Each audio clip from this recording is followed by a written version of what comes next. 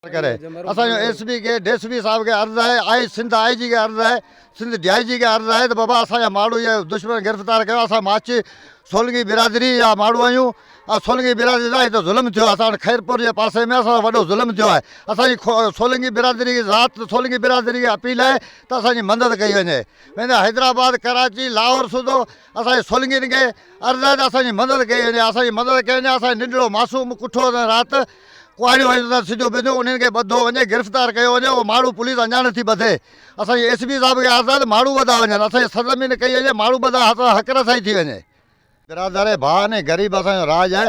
हीउ नाजाइज़ी छोकिरो असांजो मोह आहे जेको सुञातो वियो आहे, जेको जवाबदार सुञातो वियो, उनखे पुलिस अञा सुधो नथी गिरफ़्तार करे। असांजे एसपी साहिब खे अर्ज़ु आहे त इहे माण्हू गिरफ़्तार करे।